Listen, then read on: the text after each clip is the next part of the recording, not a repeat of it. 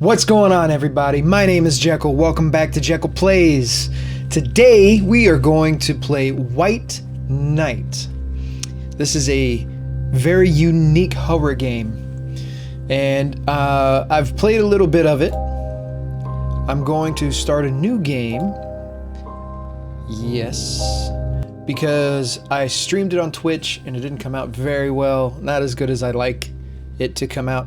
So I'm going to, and I only did one episode, so I'm going to start over at the beginning, and we are going to play White Knight. This is a really cool noir, scary ghosts, all that good stuff.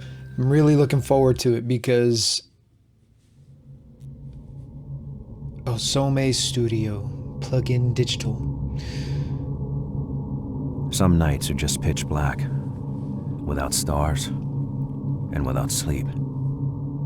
Dirty nights clinging to you like tar. Like this one night, back in 1938. Boston. The Great Depression tsunami was just sweeping over what was left of America. Misery, hunger, despair. Times are hard, they said.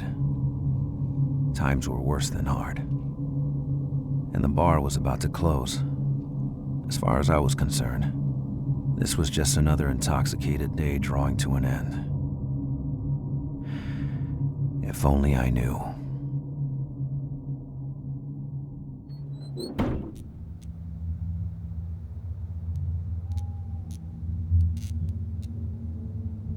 See, this is the art style we got going into this. This is great. I love it.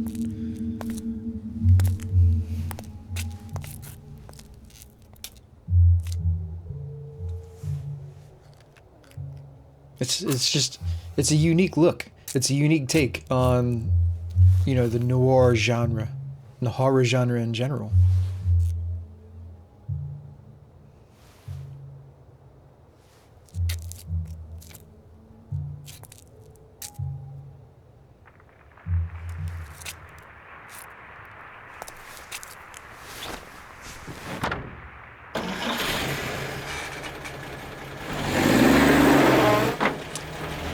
What that sound is that made him throw away his cigarette and jump right into the car and go. Chapter 1, Out of Course. The use of color in this is fantastic.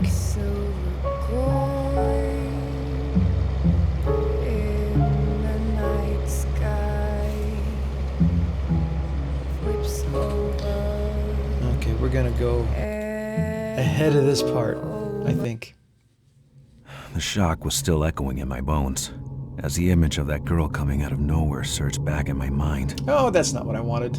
Did I hit her? Was she dead? I couldn't remember. Thoughts were spinning in my head. I hope I didn't run her over. I hope she's still alive. Then, the pain. The terrible pain on my side. And this question. Where am I?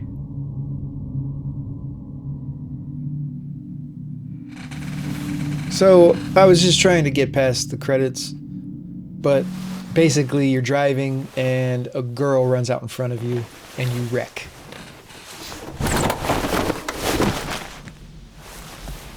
Of course, it didn't help that he'd been drinking all night.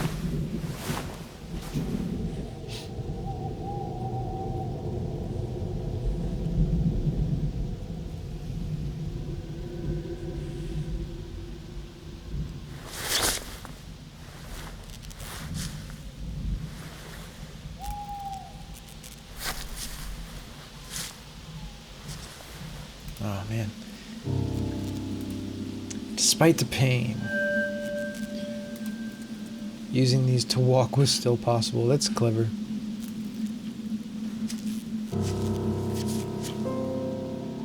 I could examine the place using space. The car was on the brink of death.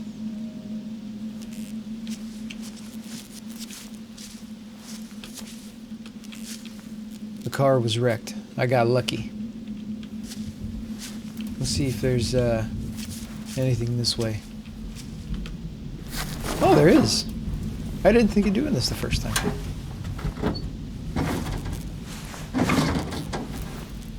Blocked. The impact had twisted the metal. Maybe I can't go that way. This is probably going to just do the same thing. Yeah. Okay. That was worth a shot. Let's see if I can go around the other way.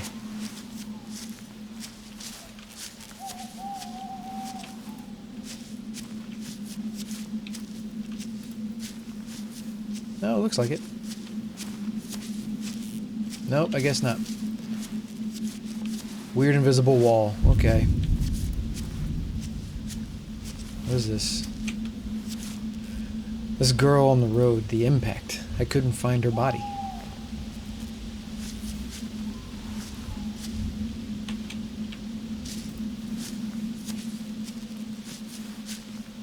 Let's go over here. The box seemed to be connected to the electric light of the street.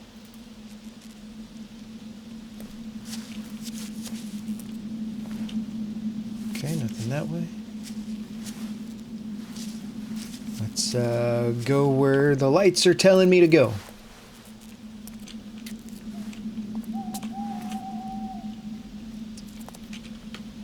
No body, no blood. Where did the girl disappear? That was a fantastic question.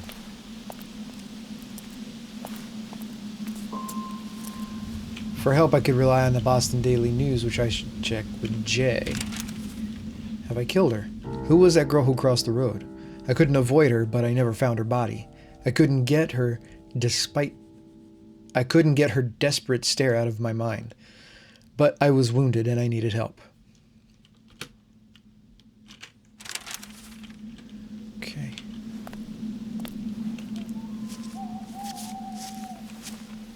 Let's see. Vesper Manor. Didn't ring a bell. My head was empty and painful. Here we go. Into the spoopening.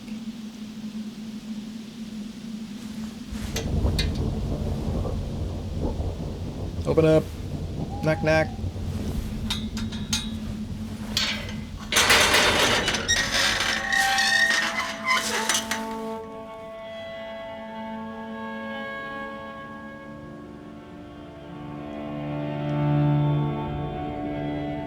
I was trying to collect my thoughts, but the intense pain was scattering them like a bunch of dead birds. My fear of being wounded changed into an obsession. Was I about to die?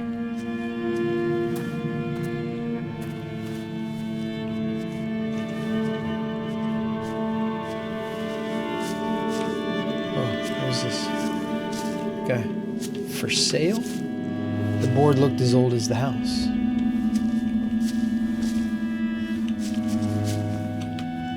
The arm came from a marble structure. Oh, it's an arm. Okay. Let's see what's up here.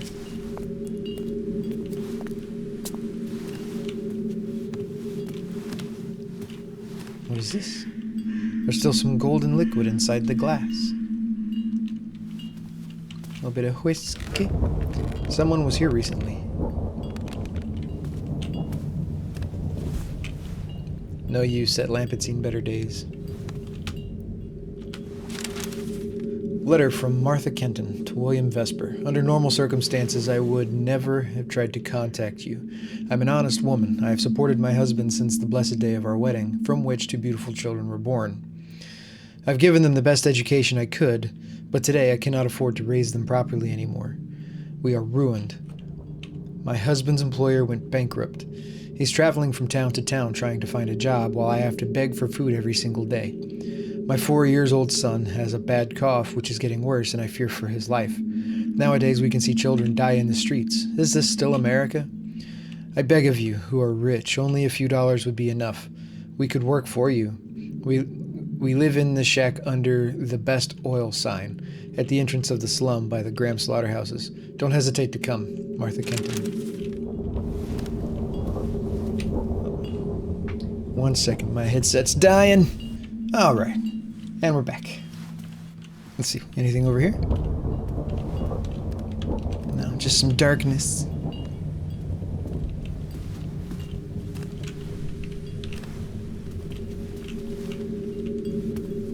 Okay, those are just for those. Let's see what we get from the door.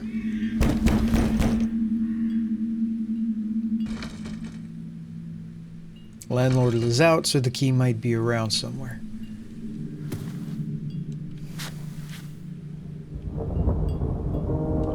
No one around. I was all alone, with my pain growing and some nausea starting up. Don't stop. Think quick. Think well. It was just an accident. It happens. The girl must have made it out alive. I had to make it out alive, too.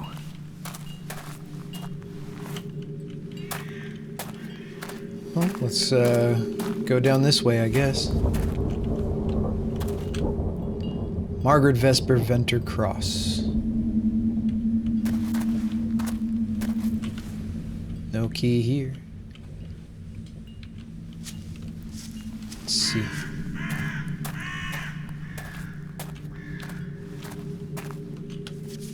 B. Norman. His name coming from nowhere was chilling. It's not coming from nowhere, really. It's coming from the cross, but... Henry Vesper, a relative of the landlord. Key was probably hidden nearby.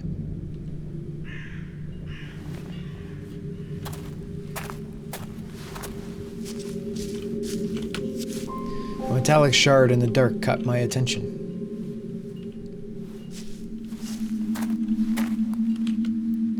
The statue was staring at me with a white and hostile stare.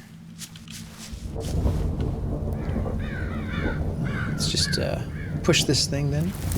This gigantic statue, which apparently I'm able to push. There we go. Twisted, but the dead probably kept burglars away. I had the feeling I was about to desecrate a sanctuary. To open the door to a world... Oh, I interrupted him. Sorry. On the grave, the name Margaret Vesper seemed to challenge eternity itself. Lots of stuff here. The glass was moist and the chair was overlooking the garden. Beer!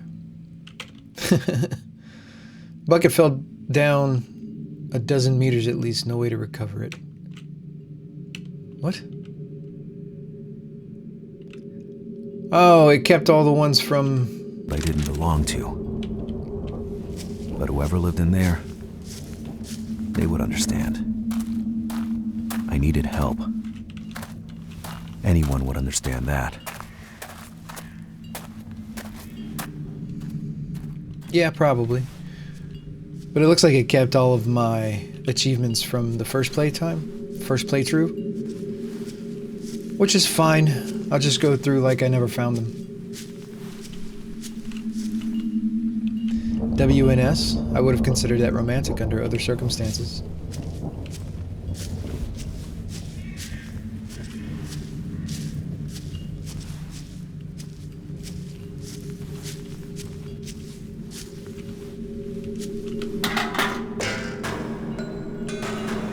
It was quite a drop. The darkness of the well spat a salty smell to my face. I wonder if it's salt water. Let's see what this means. This unknown symbol let out a powerful aura. Powerful. Yes. Powerful indeed.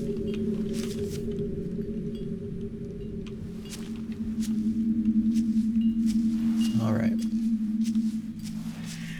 Time to head on in the house, I guess.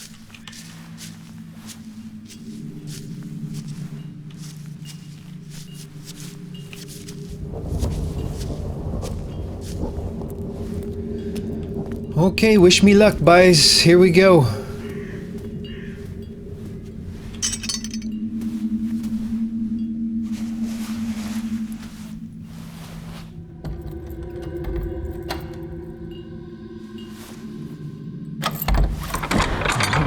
It's spooky.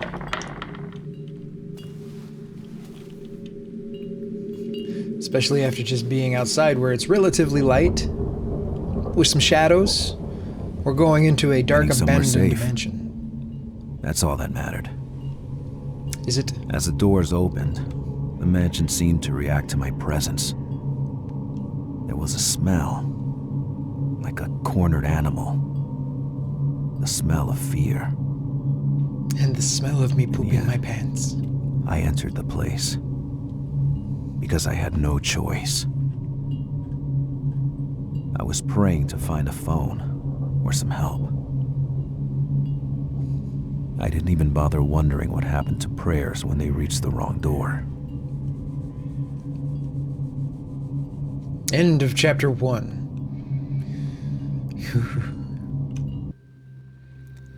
Oh, very cool. Yes. We made it into the house. Let's poke around the house for a little bit and see what kind of shenanigans we can get into. Oh, there's footsteps in the house already.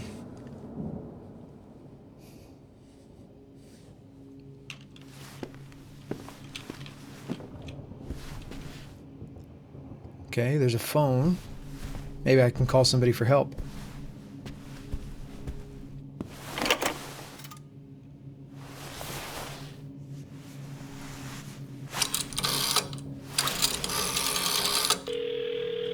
Hello? Hello? I need an ambulance. Can you hear me? I need help.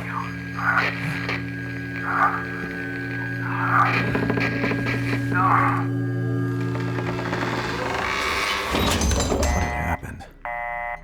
This cold. The darkness around me. I was usually not afraid of the dark.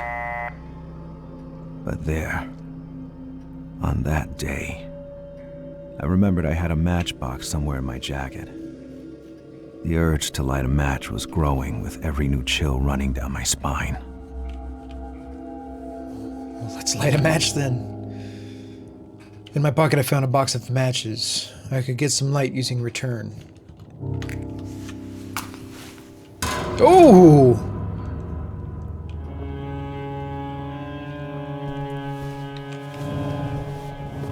I can honestly say I don't recall that happening. Who answered? I couldn't forget that sound. Alright. Oh, nice. I was hoping to find more, but I had to make do with what I had. Some African mask, a wooden face without a soul. A peaceful landscape, the kind of place I would have loved to be.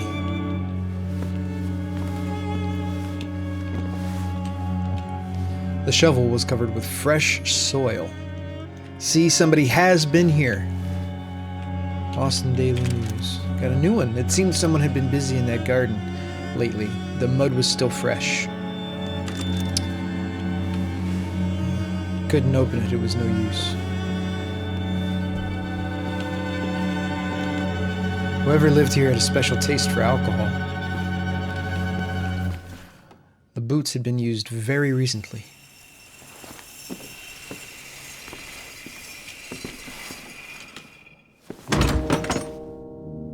Locked. No matter. I needed help and it was in there.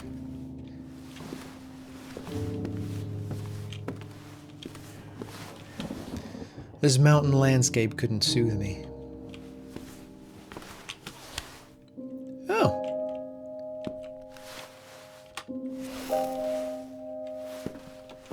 Got a light.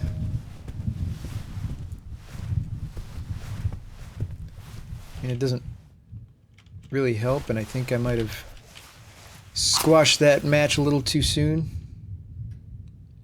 Ah, really? Come on, man. There's a doorway. 2 men on a small boat. A memory from an expedition? Why does this have a... It's got a symbol on it. Let's see. Couldn't go through there. Okay. So the only other door I saw was over here. Can I look at this? I cannot. Alright, let's head through the door here.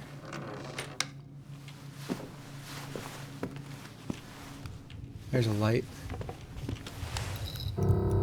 The armchair looked comfy. I could get some rest and save my progress. Oh, okay. I don't like that closed on its own. Margaret's Diary, Excerpt 11. August 12th, 21st, 1911. Suffocating in its useless illuminations and frills, the mansion doesn't have the greatness befitting a fortune like the Vespers. It's the work of a degenerate romantic. It's like a stain in this century. I ordered the flower beds on the east side of the garden to be removed. They made moving around complicated, and in summer their scent was unbearable. I didn't talk about it to Henry, and he was quite upset. For the first time, I think I saw something like rage in his eyes. For a few seconds, he did look like a man. And then he shut himself back in his melancholy and played the piano all afternoon. His jazz again, the stupid music which reeks of debauchery and misery.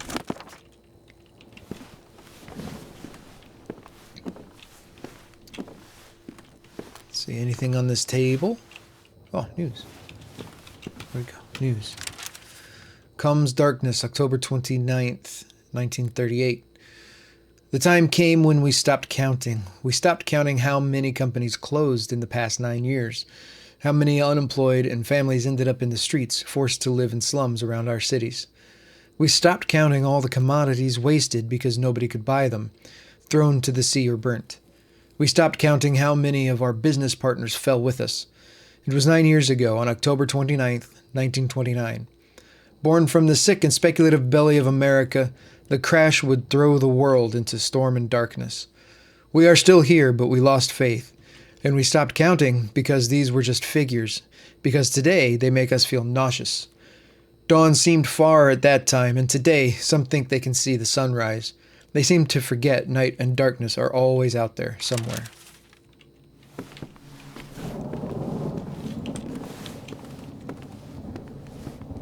All right, let's have a seat in the chair here, take a rest, take a load off. Are you there?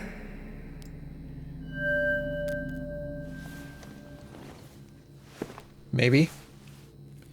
As I woke up, I had recovered some strength. I could run using you. Oh. That's probably going to come in handy. A box full of old science books. Did it blind you? Seeing the woman with the church candle, I was wondering where God was. A boy with religious dress. A house full of old traditions. Margaret's Diary, Excerpt 12, August 28th, 1911. William is 7 today. He is with Henry, running after the servants in the garden, dressed up like monsters from space. Games, always games. The mansion is all upside down, and their yells give me an awful headache. I am now cloistered in the office, unable to even pray. Henry's fantasies keep William away from his great destiny. I have to bring him back to me, as this will be my only chance to make a man out of him, to make him embrace the Ventercross legacy, to show him the way. Henry is a dreamer, and he has no ambition whatsoever. He can't teach him anything. Behind every great man, there is a great woman. Nonsense. Women should be on the front line. This is where the opposite brought us. I have no illusion about how little power the world is leaving in the hands of women, but William is young. He is the future. I will act through him. And may night finally fall upon this house. May William stop running after deceiving lights to find the place he deserves in this world. Somebody's intense, man. Closed. I was locked on this side. The crucifix was not comforting at all. Sometimes they can be kind of scary. I'm not gonna lie. Nothing special about that wardrobe. Okay.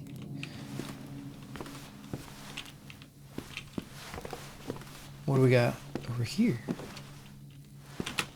Vesper, the landlord's for sure. But what is that? Not a very smiling couple.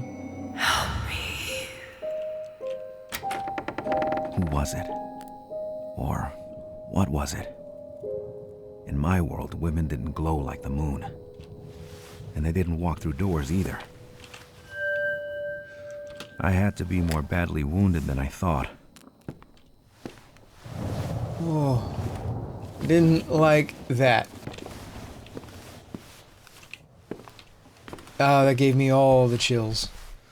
Okay, let's head across. I don't know where I can go next. This is open. Oh, why? Oh.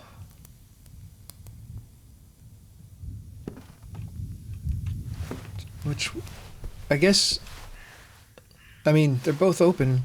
This one was open first. Let's go in here.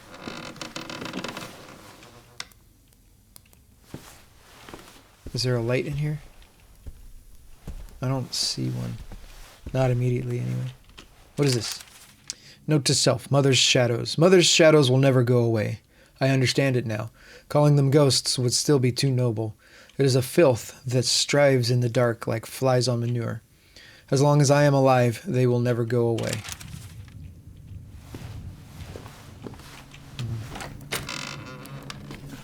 Okay, that door's open. Let's continue looking through here first, though. In the eyes of the old man, you could see wisdom and sadness.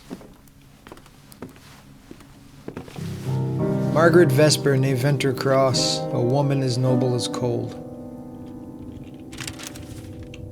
One of the paintings had the name Margaret Venter, the same as the grave outside. That woman's stare was as noble as a frozen lake, and it looked just as cold.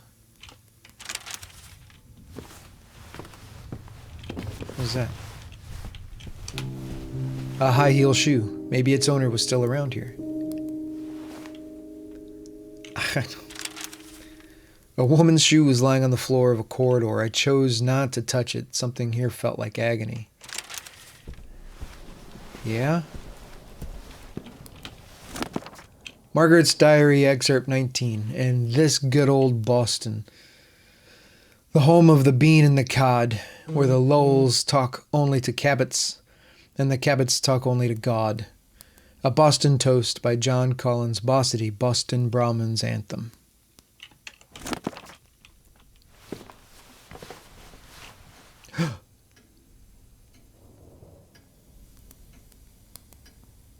No, thank you. I'm just... No, stop. Oh, it's dark.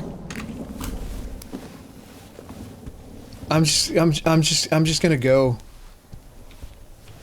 I'm gonna leave that for another visit because... Oh. Okay, this at least has a light. Okay. What was there inside that needed to be concealed? Ugh. Sheet music was taken away from that glass case. Note to self, armchairs. I am so tired. Father ordered several leather club chairs from a Quincy craftsman. They are perfect. It is one of the few places where I can rest and think. Margaret wouldn't touch them, and I have no idea why. Maybe it's because they are marked with a sun, which made her blind. I don't know. I am just happy they are here. Thank you, Father. See, anything else? An original copy of Debussy's Clair de Lune.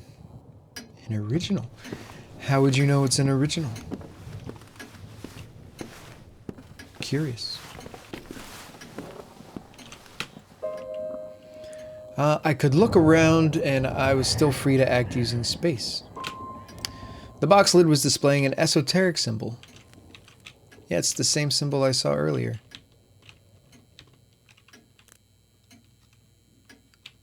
What do we got? Anything? Oh, here we go. The box was closed. There was a small opening for a key. Okay, I need to find another key.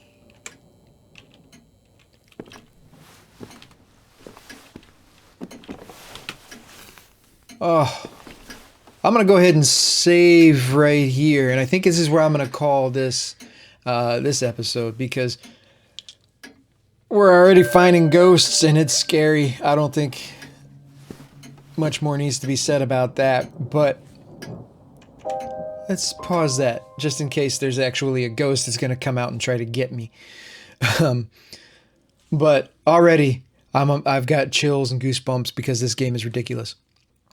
So I'm already farther than I was the first playthrough, so we're in all new territory now going into the next video. I cannot wait. Again, this is Dark Knight. Or White Knight, Dark Knight. I got Batman on the brain. White Knight. Yes, White Knight. And it's so good. I just can't tell you how good it is. Anyway, thank you so much for watching. I hope you enjoyed this video. If you did, please leave a like and subscribe because that's really what helps this channel grow. Share it with your friends. And I cannot wait to see you in the next one. And don't forget, down in the description, there is a discount code. If you use Rogue Energy, you can get a discount using my discount code at their website. Order what you want. Get 10% off using Jekyll Plays. All right. I'll see you in the next one. Bye.